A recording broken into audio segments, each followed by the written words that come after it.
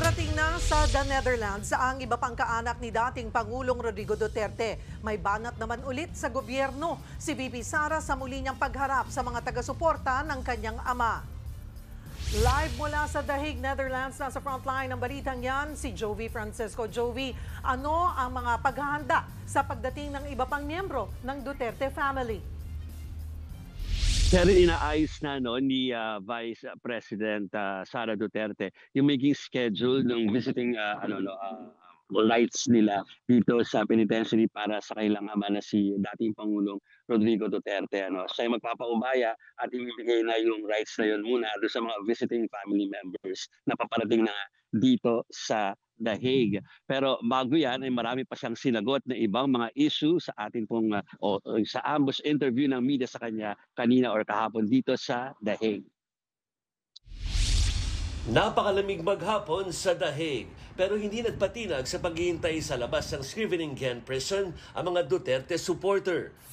Nagbabakasakali silang may dumating na kaanak at kaalyado ni dating Pangulong Rodrigo Duterte. Kaya naman, tuwang-tuwa sila nang dumating si Vice President Sara Duterte. Agad silang kinausap ni VP. Pagkakataon din ito sa bise para linawin ang ilang controversial niyang pahayag sa meet and greet noong linggo. Ipinaliwanag niya ang sinasabing baka wala ng Pilipinas sa 2028. Ayon sa bise, nawala na kasi ang pag-asa ng mga Pilipino dahil walang ginagawa ang gobyerno. Well, lugmok na tayo sa kahirapan because at this point, we should be working our way up, but it seems that we are working to go to the dumpster. Nilinaw din niya ang sinabi niyang pwedeng mangyari sa kanyang ama ang nangyari noon kay dating senador Ninoy Aquino. Ang binabasihan lang natin is kung ano yung nangyari noon. Ito ay nagpapakita kung ano yung kasidan o capacity nila. Hindi naman si dating Pangulong Rodrigo Duterte ang nagsasabi na magiging Ninoy siya at ang nagsabi nun ako at hindi si Pangulong Duterte. Correct. Those were my fears for the life of my father. Hindi rin niya daw pinagre-resign si Pangulong Bongbong Marcos. Wala akong masyado ever na magdapat mag-resign. Baka totoo kayo. Ang sinabi ko lang kahapon, andun siya kahapon nanawagan andun siya kahapon, si Maris. Bigyan nyo ng rason kung bakit yan ang panawagan ninyo sa kanila. And then I gave them example. Pero nang matanong kung handa ba siyang tumakbo sa pagkapangulo, mahirap paasahin ang mga tao tapos alam mo namang hindi ka magtatagumpay sa kandidatura mo. So kailangan paniguraduhin na mananalo. Wala namang direktang sagot si VP Sara kung pwede pang ampunin si re-election ni Senator Amy Marcos matapos tila maetsapwera sa admin slate. Wala akong senator slate for this election. Ang merong senator slate is si Pangulong Rodrigo Duterte.